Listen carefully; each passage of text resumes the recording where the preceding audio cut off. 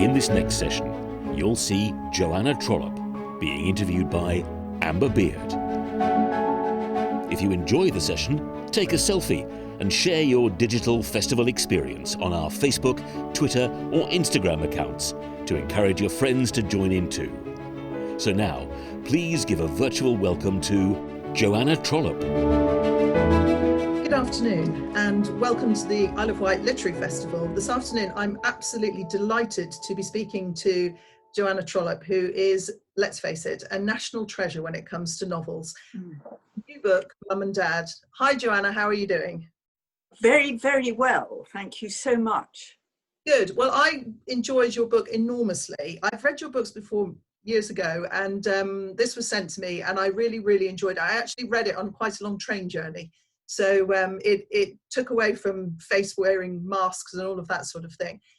But just for the purposes of our listeners and watchers here, how do you begin one of these novels? Because you've written many of them. So what's your starting point for them? Can I just say, I would so much rather be in the Isle of Wight actually, physically at the moment. This is very, very frustrating. Now, it's a question of really homing in on whatever is in the air as an unspoken problem at the time. And this novel is really about the sandwich generation, you know, and which is exacerbated nowadays with so many women working. And the old-fashioned assumption is that only women will take on the caring roles, but actually it's a mistake. And I've done it with everything. I've done it over the years. I've done whatever is. It's really a question of just tapping into the zeitgeist of what's going on at the moment, particularly a problem that is very, very preoccupying, but people don't really want to talk about. So in a way, all I'm trying to do with these novels is start the conversation, get the conversation going. So it doesn't matter whether it happens at work or at home or round the family supper table or whatever it is, doesn't really matter. I just need them to talk about it. And we've got to talk about this business of looking after parents, particularly when they get older, when the women are working. In 25% of cases, women are the breadwinners of the family.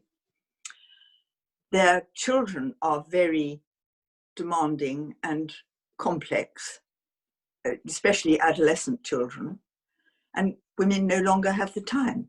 So what are you going to do about it? And longevity means that parents are living much longer than they used to. Indeed. So we should just put a little context to this.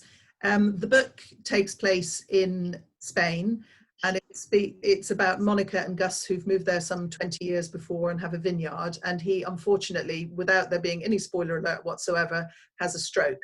And Monica does. And it's a terrible thing, a stroke. I mean, it really distorts you as a person, as a personality. It's probably the worst thing that can happen to you, and you're still alive at the end of it. Yes, my own dad actually had a stroke, which was very... It's a wretched thing. Yeah, it's very absolutely sad. Wretched. Yes, well, he had been an actor, so the fact that he couldn't... You know, worse and worse. Yes, absolutely. So when you're writing your dialogue, I'm quite fascinated by this. How do you put words in people's mouths? Well, I want them to say various things that are constructive, but I also want them to say what everybody is thinking. And, you know, with the current pandemic, there are all kinds of polarized opinions. You know, everybody's got a view on how it should be handled. And what I'm really trying to do is echo that in the dialogue. So I'm trying to say, you know, there are as many points of view as there are people in the world. I mean, everybody feels rather differently. And everybody has, particularly with the democratization of opinion and view, as is exemplified by social media, people have a perfect right to say it and not be heard, and to be heard. You know, they aren't at the moment. I mean, you know, the present government in the UK doesn't seem to understand that, you know, we're not manageable. We're not governable like we used to be. And what comes first when you start a novel? Do you come up with the people? Do you come up with the plot? Does it all sort of interweave? It's always the theme. It's always whatever it was. So in Mum and Dad, I thought about this business of caring for aging parents. The last book was called An Unsuitable Match, which was about late life remarriage. And that again is a result of longevity. And then the book before it, which was called City of Friends, was about women and work, women in the finance industry, you know, and women, of course they work now. You know, it's there are women who want to stay in the kitchen and make jam tarts with a 3-year-old all the time, and there are women who want to rule the world. And, you know, until we stop judging other women by what we've done ourselves, you know, we're going to be well, the sisterhood hasn't much chance of existing. Let's say that. So your female characters actually are quite an eclectic bunch. So you have Really? you have Monica, who's the wife of Gus, who's had the stroke, and then you have her, you think, slightly difficult daughter Katie, who's the high-flying lawyer, and then you have Anna, who's running the company with Sebastian, who's the other son, and then Bella, who's the sort of earth mother, slightly yummy mummy, but not quite. Well, she's an example of being passive aggressive, Bella, which is a default position that a lot of people resort to. Yes. And it's a question of, you know, all these characters, I have encountered them, their characteristics, their mannerisms, whatever it is, at some point in my life. I am the one who invents them, puts all these characters together, and only I can do that. But they're all real people. They're all qualities of real people. They're a sort of patchwork of real people I have encountered. The difference is that only I can, my imagination puts them together, puts those characteristics and mannerisms together to make a person. I did think that when I was reading the character of Monica, because she says when she's looking at Bella, and it did make me chuckle while I was sitting on the train, that she was white and slightly bulging. Yes, exactly. Well, Monica, we're all terribly affected by the age in which we grew up, you know, the timing of our upbringing. I mean, everybody's, you know, anybody born now is born with a completely different mindset to the ones their grandparents have. And Monica is a very conventional product of her class and age and type in you know, at the beginning of the book. But she learns, she goes on a journey and she learns that it's very different now. And of course it is very different now. Of course it is. And I think this is what, you know, they had a slightly old-fashioned, you know, sending the children off to boarding school, which Katie hated.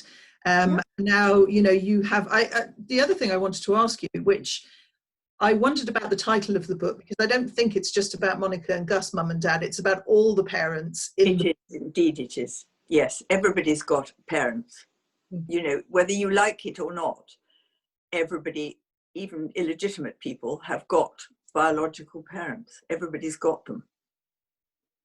Yes, but I think you know, it would be tempting to think that it was just about Monica and Gus, but actually it wasn't, because No, it's not.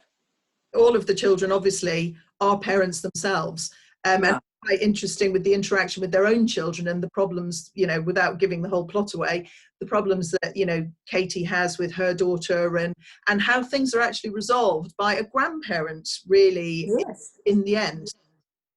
Yeah, exactly. I'm just reading about you. I understand you are a grandparent yourself and you quite enjoy being a grandparent. I love it. Yes, I've got 9 grandchildren. The youngest is about to be 12, which is very sad. But the oldest is 22 already. Amazing. I'm astounded.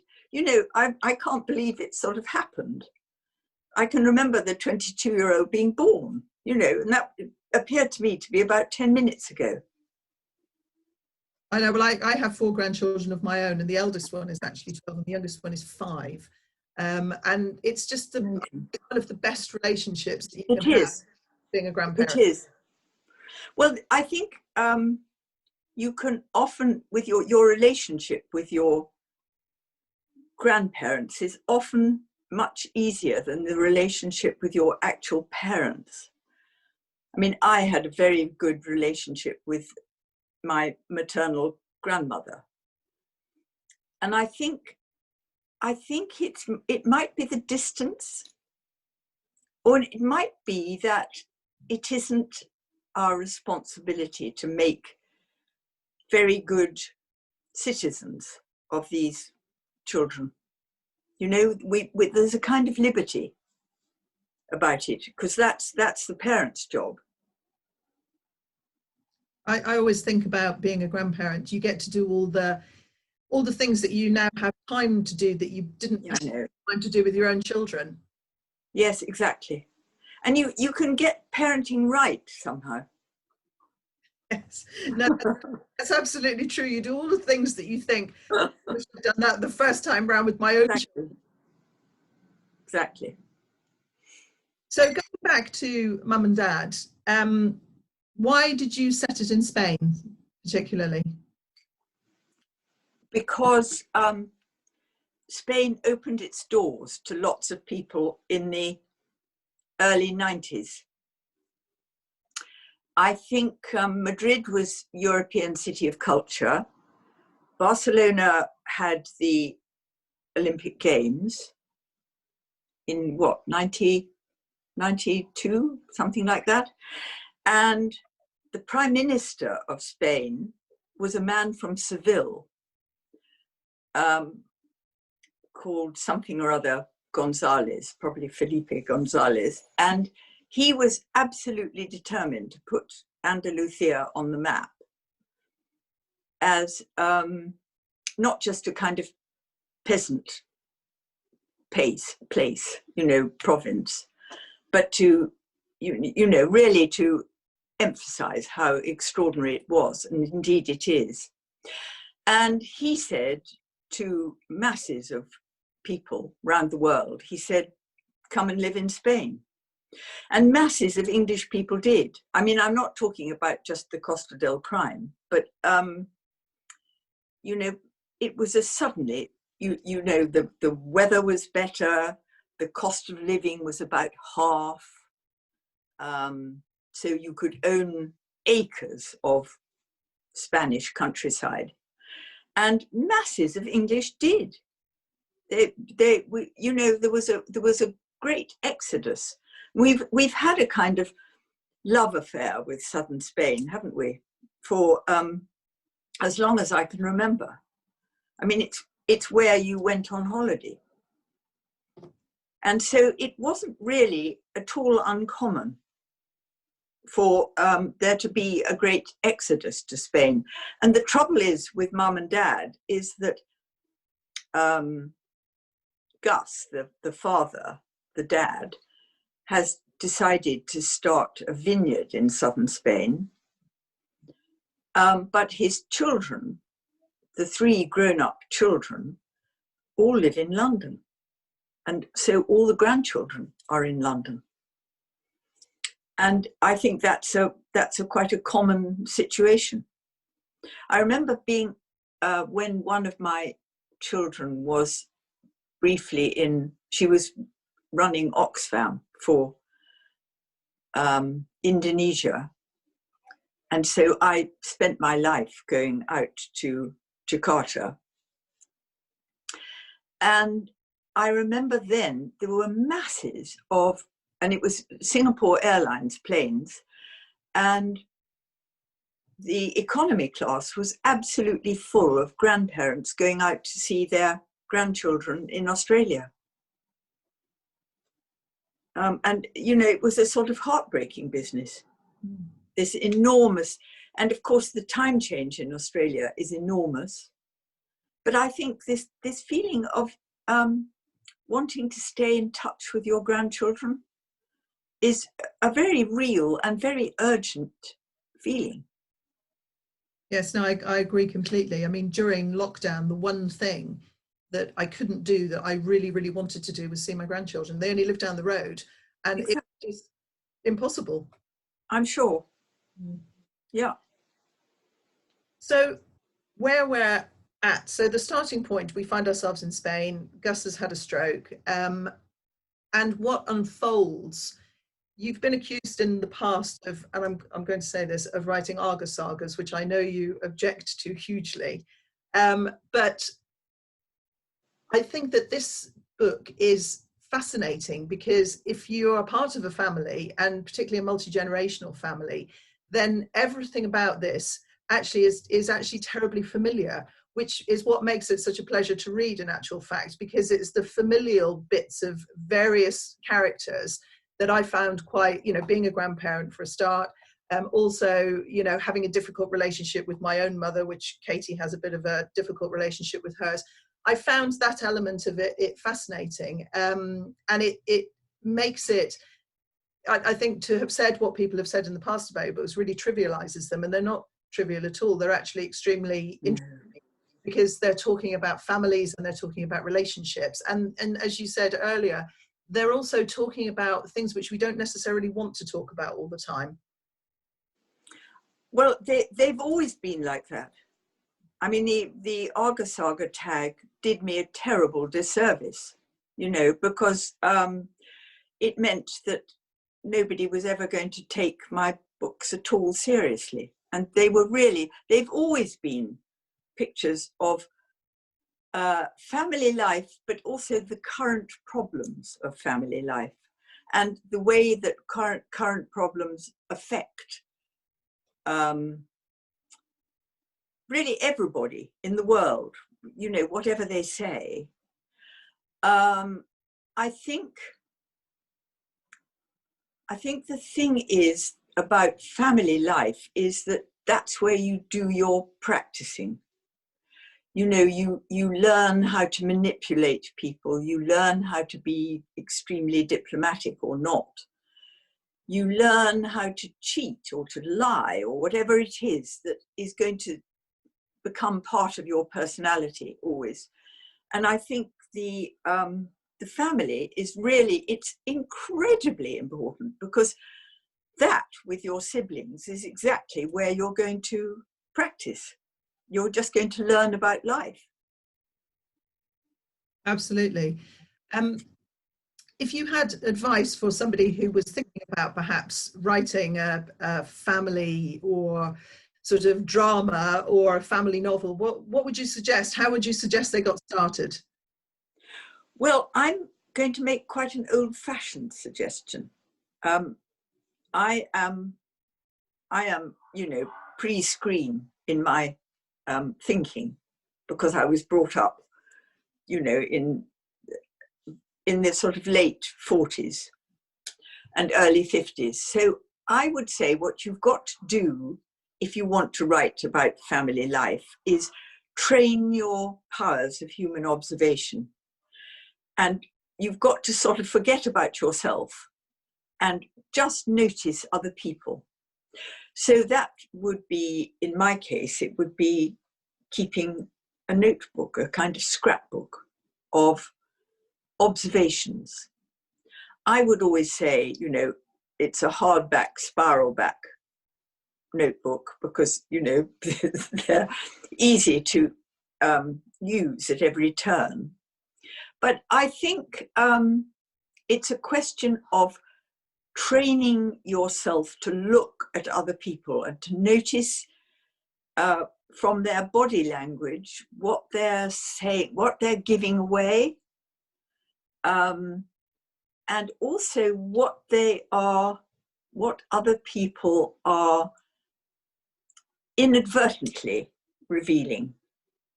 You know, that they don't really mean to, but you can often see that X means A when he actually is talking about Z.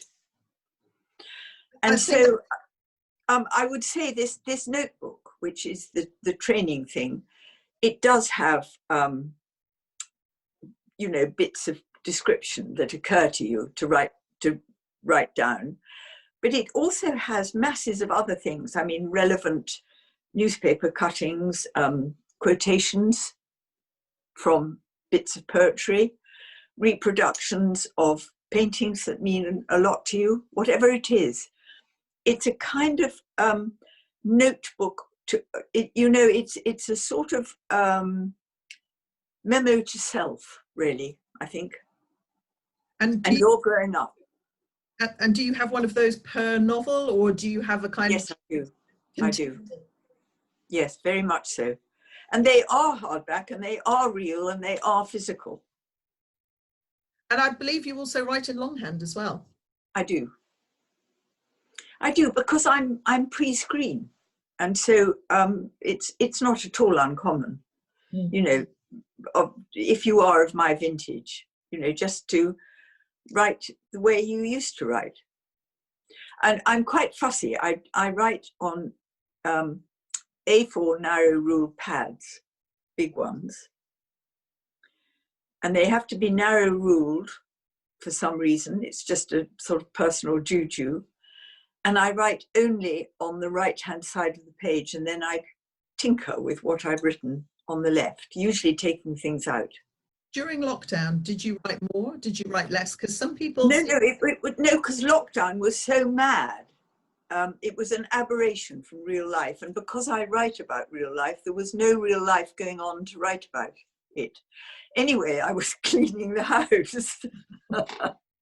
You know, it was quite sort of valuable in a way, because I could remember exactly what I owned. And my cleaner also, I thought, how on earth does she do it in 4 hours a week?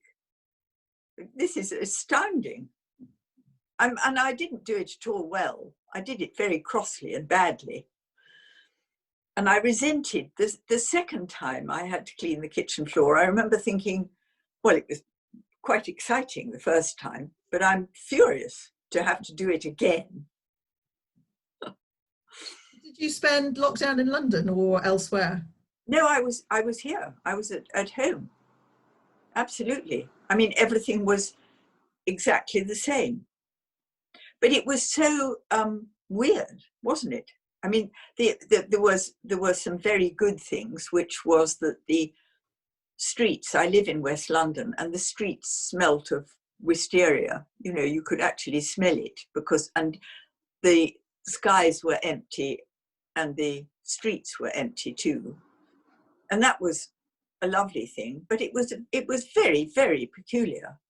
I think you had to give yourself a certain mindset to actually get yourself through it. And I think everybody's different. Some people were prolifically doing things and some people just were not doing anything at all because... No, exactly. No, too odd. No, miles too odd. But I think like you, we very much, I mean, we're very lucky living where we do on the island because we have the beach and we have the countryside and we have all sorts of things. And it was lovely from that perspective. But I think it became eerie in the end, the lack of noise and the lack of... Yeah, it was too peculiar, yeah. So not a prolific output during lockdown then, but a very... No, certainly not. No, I read quite a lot. I finished quite a lot of things that I read the whole of the latest Hilary Mantel, The Mirror and the Light, which is a tour de force, and it's enormous. It weighs about as much as I do, and I could read that, solidly, because you have to read it on the table. Talking of reading, perhaps you would like to read us a little excerpt from Mum and Dad, and maybe if you could just kind of put it into a little bit of context, that would be amazing. Yes, of course, I'd love to. Gus has had a stroke, as you know, and the 3 adult children have had to go out to Spain. And it's quite complicated for them to go out to Spain. They've got jobs and commitments in London, and they've also got all these children. And Katie, the daughter, who's a libel lawyer, she goes out to Spain with her older brother, Sebastian, who goes, he's another one who goes on a tremendous journey throughout the book. And she is taking him to see his father, their father, in the new hospital. It's a glittering new hospital. I've been to it in Rhondda. I think quite a lot of people it'll be familiar to quite a lot of people. And she and Sebastian are having a cup of coffee in the cafeteria of this new hospital.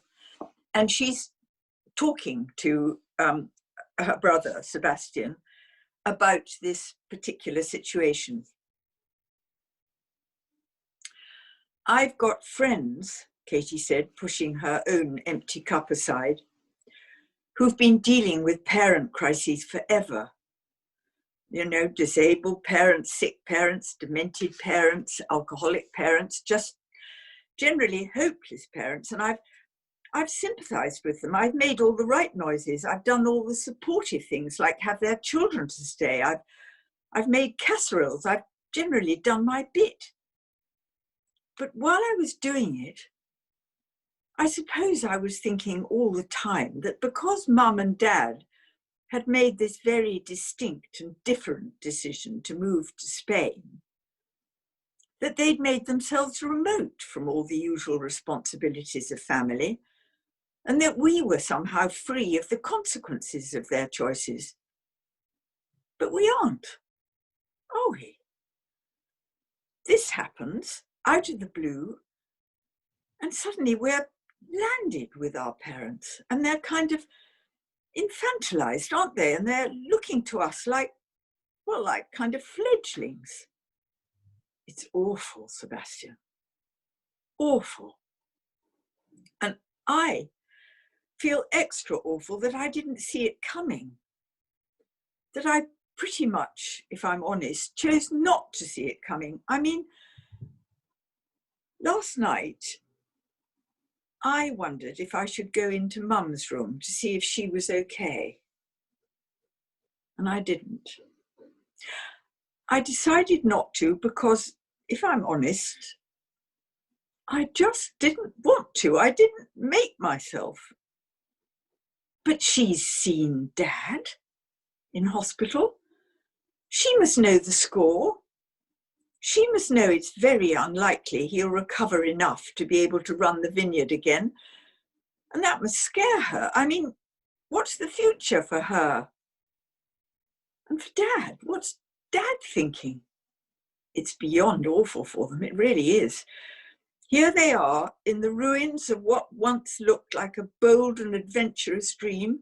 One stroke and crash, the whole house of cards collapses. No wonder they're frightened as we are. And whatever they've done, whatever choices they've made, and however irrespective of us those choices were, we are still their children. So that's the nub of the book, really. That's the crux of it. I have 2 last questions for you, and thank you for reading for us. Do you think that books still have a place here with screens and phones and everything online?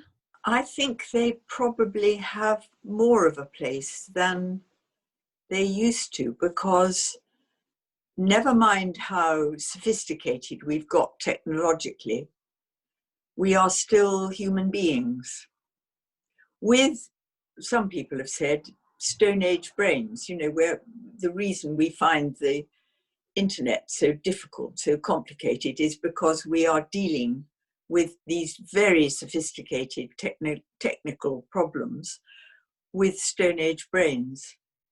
And I think, you know, we are human beings. We want and dread exactly the same things, the things we've always dreaded. And so, in a way, books will have a tremendous revival. I mean, we can see, can't we, with kids nowadays, how miserable it's making them. Well, they do say that because of phones and screens and all the rest of it, you know, children have a very short attention span. And if something doesn't catch their imagination instantly, they just don't have the patience to wait for it to capture their attention, which is kind of shocking, really, when you think about it. So, well, it is, but it's also quite babyish, isn't it? Except that's so rude to babies. You know, it's sort of infantilizing to you think you can't focus on anything, you can't concentrate. I mean, that's just childish, really, isn't it? That's sort of infantilized. And so we've got to focus now, I think, on our maturity as people very, very much more, instead of celebrating the eternal childishness. You know, the way men were encouraged to stay, well, all kinds, both sexes, or all sexes, but I think men in particular were encouraged to stay, you know, stay players, stay free, stay with their mates. And that's not at all grown up, is it? No. not even slightly. And just one last thing, and I'm sure I know the answer to this already before I even ask you, do you think you'll keep writing forever and ever and ever? Mm-hmm. Yeah. I think one's terribly lucky to be creative, because you don't really need ever to retire. I mean, I'll write more slowly, but I'll always have a book on the go. I remember going to see P.D. James, who died when she was 94, and I suppose this is about 2 months before she died. And she'd got another Adam Dalgliesh novel on the go. Well, and of course, there was also Mary Wesley, who began writing very early in life. Yes, she did. She did. She achieved success when she was, I think she was over 70. And she was widowed. That's quite interesting, isn't it? Absolutely. And I do think her novels, a little bit like your own, are very real life and real and conversations and all of those things, which, you know, very quite similar to the sorts of situations that you write about. I mean, she did write about the war quite a lot, but then she was of that generation. So, you know, that it would have been a tremendous preoccupation to her. So if you have a novel on the go, what's the next one going to be about? Can you tell us, or would you really? No, I can't tell you. Sadly, I've got this feeling, this sort of nervousness about the bluebird of inspiration just deserting me forever and ever. So I never talk about work on the go. But there will be another novel. I mean, maybe I'll deliver it next year. And so it'll be published, I would think, in about the spring of 22, I should think. That's amazing. And I actually read I read Mum and Dad in hardback, but I know that it's just about to come out in paperback. It is. So I think that'll make it, I think everybody should rush out and buy it immediately. Well, Particularly, thank you. particularly if you're contemplating a long train journey, then it's an excellent companion to have on a train. So thank you so much for speaking with us, for your reading. That was amazing. And it's been a real pleasure to speak to you. It really has been. I'm just so frustrated that I can't meet everybody who's coming to the Isle of Wight Literary Festival. So much love to you all. Our thanks to Joanna Trollope. Thank you very much for participating in the Red Funnel Isle of Wight Digital Literary Festival. If you've enjoyed this presentation, please consider making a donation. Follow the Donate Now button from the homepage of our website. You can also benefit from great discounts by ordering via Blackwell's Bookshop from our homepage. We'd like to thank the loyal sponsors who've supported the Isle of Wight Literary Festival over the past years. Without their financial contribution, it would be difficult to attract the many wonderful speakers we've hosted while keeping ticket prices down. This year, their support has enabled us to provide the digital festival free of charge. Special thanks to Red Funnel, who've been our title sponsor for many years, and, as well as providing financial support, offer a warm welcome to speakers and visitors to the island for the festival.